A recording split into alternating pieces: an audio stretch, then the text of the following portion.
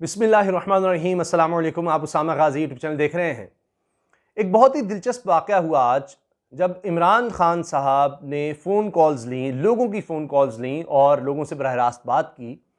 तो इसमें, और ये एक रेगुलर फ़ीचर है, इमरान खान साहब ये कर रहे हैं कुछ अरसे से कि बराह रास्त लोगों से बतौर वज़ीर-ए-आज़म वो बात करते हैं और लोगों की शिकायत सुनते हैं, जो भी उनके मसाइल होते हैं, जो भी कोई कहना चाहे उनके जवाब देते हैं। अब हुआ ये कि एक सीनियर सहाफ़ी हैं हबीब अकरम साहब, मेरे असातिज़ा में से हैं, और जब मैं दुनिया न्यूज़ में काम करता, दुनिया टीवी पर, तो तब भी उनसे बहुत सीखने का मौका मिला। उन्होंने भी अचानक कॉल मिला दी।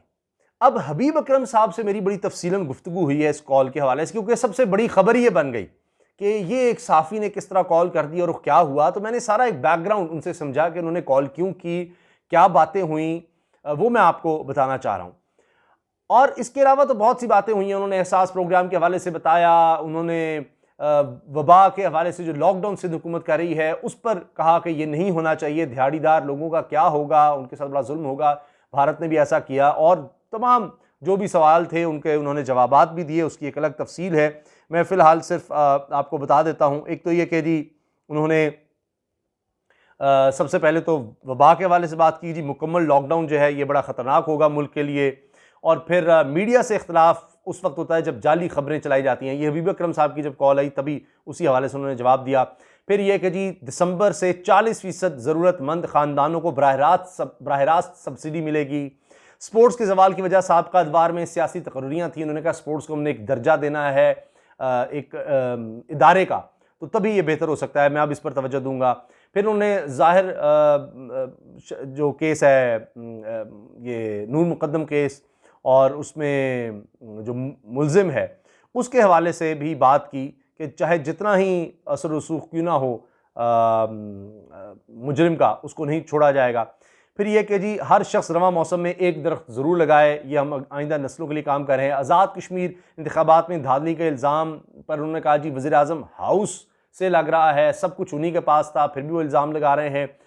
यानी इलेक्शन कमीशन भी उनका, हुकूमत भी उनकी, पुलिस उनके कहने पर तैनात, तो कैसे हो सकता है। फिर गर्मी की वजह से ईरान भी हमें बिजली ना दे सका, ये भी उन्होंने कहा कि जी ये जो गवादर में और बलूचिस्तान में मसला हुआ है लोड शेडिंग का, करप्ट लोग अपने लिए एनआरओ मांग रहे हैं, वो मैं नहीं दूंगा, और यही होता है कि ये माफिया बन जाता है, इसका भी उन्होंने जवाब दिया। फिर परवाज़ों के वाले से उन्होंने कहा जी उम्मीद है यूरोप में परवाज़ों की इजाज़त जल्द मिल जाएगी। वो सारा जो पायलट्स का बहरान आया कि किस तरह जाली उनको लाइसेंस मिले हुए थे। पाकिस्तान इस्लामी फ़लाही रियासत के लिए बना था, उन्होंने अपना विजन बताया किस तरह वो चाहते हैं कि हमने पाकिस्तान इस्लामी फ़लाही रियासत बनाना है। कामयाब पाकिस्तान प्रोग्राम उन्होंने बता दिया कि आने वाला है, और इस तरह हर ख़ानदान को 40% जो गरीब तरीन ख़ानदान है उन तक इसमें पहुंचा जाएगा। अच्छा, अब मैं आ जाता हूं हबीब अकरम साहब वाली बात पर।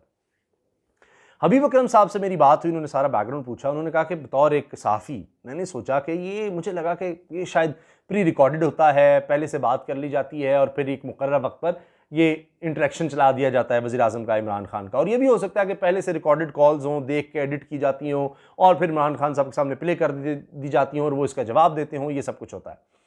लेकिन हबीब अकरम साहब ने कहा कि मुझे हैरत हुई कि मैंने कॉल मिलाई और वो कॉल मिल गई, और फिर जिस तरह से पहले बात की जाती है किसी शख्स से और फिर वो कॉल थ्रू की जाती है, जी अब वज़ीर आज़म आपसे बात करेंगे, वही हुआ। तो मैंने फिर हबीब अकरम साहब कहते हैं कि सोचा ये कि भाई बतौर सहाफ़ी तो अब सवाल करना बनता नहीं है कि एक जर्नलिस्ट के तौर पर तो मैंने कॉल नहीं की। तो फिर उन्होंने बताया, और वो कॉल आप सुन सकते हैं, सारी अब अवेलेबल है, कि मैं तो यही सोच कर कह रहा था कि कॉल नहीं मिलेगी या ये बराह रास्त नहीं होती होगी तो फिर मैं प्रोग्राम में डिस्कस करूँगा, ये खबर बनेगी कि जी मैंने खुद कॉल की और ये नहीं होती, ये सब ड्रामा होता है या जो भी। तो ये तो कॉल मिल गई, तो लिहाजा मैं इस चीज़ पर हैरान हुआ, वो बात तो नहीं बन सकी। तो साथ ही फिर उन्होंने कहा कि एक आम आदमी की हैसियत से सवाल करना ज़रूर बनता था, जर्नलिस्ट की हैसियत से नहीं बनता, क्योंकि ये सहूलत आम लोगों के लिए पैदा की गई है, जर्नलिस्ट के लिए नहीं है, सहाफ़ियों के लिए नहीं है कि वो वज़ीर आज़म से इस पर सवाल करते फिरें कि जी ये आपका वज़ीर आज़म आपके साथ। तो ये लोगों के लिए, आम पब्लिक के लिए, कि वो अपने मसाइल रख सकें। तो बतौर एक आम शहरी के हबीब अकरम साहब कहते हैं मैंने तजवीज़ दी कि लाहौर की एक बड़ी मसरूफ़ सड़क है, ये शौकत खानम हॉस्पिटल के साथ ही वो सड़क गुजरती है जौहर टाउन में, तो उसको सिग्नल फ्री कर दिया जाए, वहाँ बड़ा रश होता है, जिस तरह दीगर सड़कों को किया जा सिग्नल फ्री, और यू टर्न्स बना दिए जाते हैं, आपको थोड़ा सा आगे होकर आना पड़ता है, लेकिन उससे फिर फ्लो रेगुलर रहता है, लोगों को सहूलत हो जाती है। तो बहरहाल इमरान खान साहब ने इस कॉल का जवाब ये दिया कि जिन्होंने जायदादें मुल्क से बाहर बनानी हो, जिन्होंने करप्शन करनी हो, 2 नंबरी करनी हो, वो डरते हैं मीडिया से बराह रास्त सवाल और जवाब से। तो मैं तो नहीं डरता, इसीलिए आपको ये मौका दे दिया, आपने कॉल मिलाई और मिल गई। लोगों से मैं सवाल और जवाब करता हूँ। और साथ ये कि मीडिया से इख्तिलाफ इस बात पर होता है कि वो जाली खबरें फैलाता है, और भारत ने इस तरह से पाकिस्तान के खिलाफ प्रोपेगेंडा किया और यहाँ के सहाफ़ी वो यूज़ होते हैं, वो उनका साथ देते हैं पाकिस्तान के खिलाफ, पाकिस्तान के इदारों के खिलाफ प्रोपेगेंडा में। इस चीज़ का वो कहते हैं मुझे दुख होता है, इस पर एतराज़ होता है, तनकीद मीडिया ज़रूर करे। उन्होंने हबीब अकरम की इस चीज़ को अप्रीशिएट किया कि ये जो आप काम कर रहे हैं कि एक अवामी मसला है और जो हल हो सकता है आसानी से, तो उस पर आपने तवज्जो दिलाई है। ये है असल मीडिया का काम जो आपने किया है। तो बहरहाल हबीब अकरम साहब से फिर मैंने और भी सवाल कर दिए। मैंने कहा कि आप अब पहले बहुत ज़्यादा तनकीद करते थे मौजूदा हुकूमत पर, इमरान खान पर, तो अब उतनी ज़्यादा तनकीद नहीं है, इसकी क्या वजह है? तो उन्होंने इसकी 2-3 वजूहात मेन बताई। उन्होंने कहा एक तो ये कि एक क्रिटिकल जंक्चर इस वक्त पाकिस्तान की तारीख में आ चुका है, और वो ये कि अफ़गानिस्तान के जिस तरह के हालात हैं और इस वक्त में अपोजिशन जिस तरह इदारों को बदनाम करने की कोशिश कर रही है, हमारे इदारों को, फ़ौज को, ये बड़ा ख़तरनाक है। और ये ज़ाहिर है कि ये गलत भी है, और इसी से इमरान खान जो है उनको फ़ायदा भी होगा इस लिहाज से कि भाई अपोजिशन किस तरह की सियासत करने लग गई है। फिर उन्होंने कहा कि रिफॉर्म्स की वजह से मैं समझता हूँ कि ये हुकूमत बहुत बड़ा कदम उठा रही है, जो माजी में कोई हुकूमत नहीं कर सकी, क्योंकि उसमें पॉलिटिकल कॉस्ट पे करनी पड़ती है। मिसाल के तौर पर सरकारी नौकरियां उस तरह नहीं दी जा रही, इदारों पर बोझ नहीं उस तरह डाला जा रहा, इदारे बैठ गए, स्टील मिल जिस तरह बंद करने की कौन हिम्मत करेगा, या प्राइवेटाइज करने की बड़ी कोशिशें हुई, कोई नहीं कर सका। सरकारी महकमों में भर्तियां नहीं कर रहे, वरना यह है कि आपने अपने हल्के के लोगों को भर्ती कर दिया, एक फ़र्द को भर्ती किया सरकारी किसी इदारे में, तो पूरा ख़ानदान आपका वोटर हो जाएगा। तो ये बड़ा होता था। यूसुफ रज़ा गिलानी पर यह इल्ज़ाम लगा जी 600 लोगों ने भर्ती कर दी है असेंबली में ही, तो वो यही फ़ख्र करते थे मैंने नौकरियां देने की वजह से मेरे ऊपर केस बन गया, लेकिन उससे इदारे तबाह हो जाते हैं। तो फिर उन्होंने, हबीब अकरम साहब का कहना है कि जी पहली दफ़ा बॉटम अप अप्रोच आ रही है कि गरीब आदमी को सहूलत दें। पहले होता था कि जी अमीर को सहूलत दें, वो नौकरियां पैदा करेगा, वो रोज़गार पैदा करेगा, उसकी फैक्ट्री चलेगी, मिलें चलेंगी, तो वो फिर रोज़गार पैदा होगा ये। लेकिन अब वो कह रहे हैं कि नहीं, छोटे आदमी को कर्जे दो, 5-5 लाख के गरीब लोगों को कर्जे बिला सूद दो, ये खुद कारोबार करें, कोई ठेला लगाएं, कोई लाइफ स्टॉक का दीगर काम करें, इनके छोटे कारखाने, अपनी मजदूरी इनकी चलेगी, इनके पास पैसा आएगा तो अमीर आदमी के पास भी चला जाएगा, वो खुद अपना इंतजाम कर लेगा, गरीब को बहरास रास्त दो। फिर कंस्ट्रक्शन को जिस तरह उन्होंने किया, मैंने फिर कहा विक्रम साहब आप महंगाई का कंट्रोल का क्या कहेंगे? तो उन्होंने कहा ये अब एक इंटरनेशनल फिनोमेना होता है, अगर तेल की कीमत बढ़ती है तो उसका क्या किया जाए, महंगाई तो इस तरह से मैं कहूँ कि जी फ़ौरन हुकूमत कंट्रोल कर लेगी, तो ऐसा नहीं है। लेकिन बहरहाल दीगर चीज़ों का उन्होंने जिक्र किया और कुछ बातें ऑफ द रिकॉर्ड भी की हैं, मुस्तकबिल के हवाले से, कुछ पार्टीज़ के हवाले से, वो चूँकि ऑफ द रिकॉर्ड थी, उन्होंने विक्रम साहब ने कहा इसको ऑफ द रिकॉर्ड है तो ऑफ द रिकॉर्ड ही रखिएगा। तो उन्होंने बताया कि फिर कैसे